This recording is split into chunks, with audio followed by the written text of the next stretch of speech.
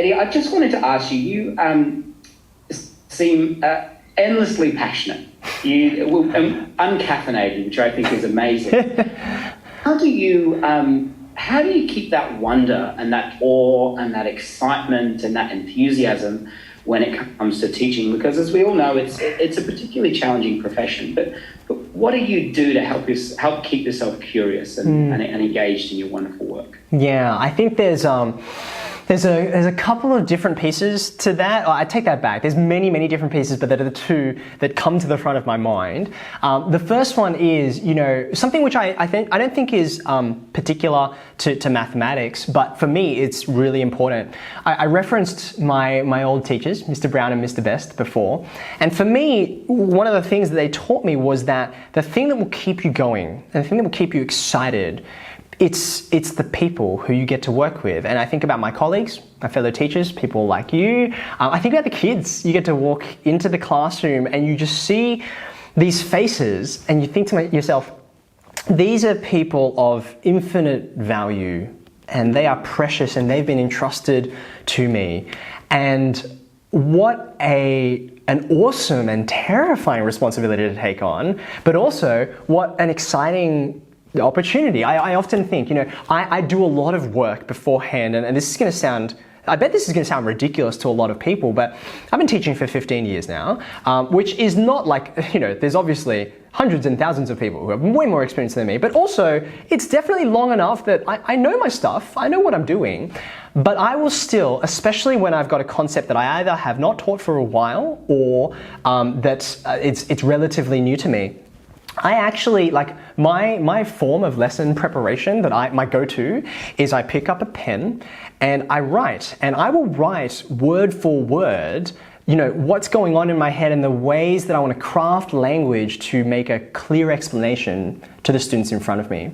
And that word for word, like that manuscript, I almost never look at that again when I'm in the classroom, but for me, it is a moment to pause and to collect my thoughts and then to phrase them in a way that can be clear and that can excite my students. And so for me, it's knowing there are these people who you have the privilege and the opportunity to speak to. They deserve the best possible experience you can have. We don't want to have people like you and me, Matt, who it's kind of like, I feel shortchanged by my experience of learning this, that, or the other. Whether it's maths or another key learning area, we want our children coming out of our classrooms excited and delighted and passionate to know more. Every subject should be like that. So I think the first thing is the kids and knowing them. And then the second one is really around, I can't take credit for this. I was told this once upon a time and I thought, yeah, that seems reasonable, and I sort of went down and followed this piece of advice, and it's been so helpful to me. I love to be a wide learner.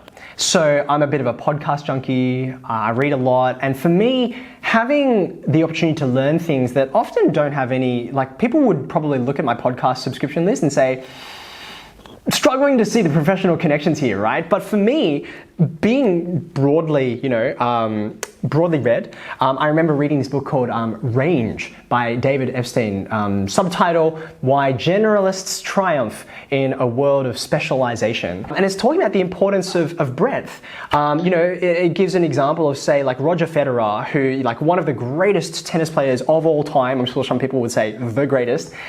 And a lot of people don't realize that actually, you might imagine that maybe he was this child prodigy in tennis, came out of the womb holding a tennis racket or something like that, and they was from a very young age put on the court. But in fact, he played a wide range of sports all the way up until he was a teenager before he decided, okay, tennis is the thing I'm going to play on, right? Now, for me, that's amazing, but actually not that surprising because his skills are so broad, and us going into the classroom, passion and excitement comes from seeing knowledge and understanding and concepts connected from a wide range of things and being surprised by those things. So I think that breadth of learning and then focusing that on the kids and the motivation, the reason why this learning matters, I think those are the keys for why I try to maintain my passion. Amazing, Eddie. That's so inspiring, and I can't let this opportunity go past without actually asking you, what are some of your podcast subscriptions? Oh wow, okay. Like I said, this is dangerous. Okay, so The first one that comes to mind is called This American Life, which is just fantastic storytelling. Another one that I love dearly is 99% Invisible, which is a podcast all about design. There are some science podcasts on there. One of my favorite ones is called Hidden Brain, which is a psychology-focused podcast.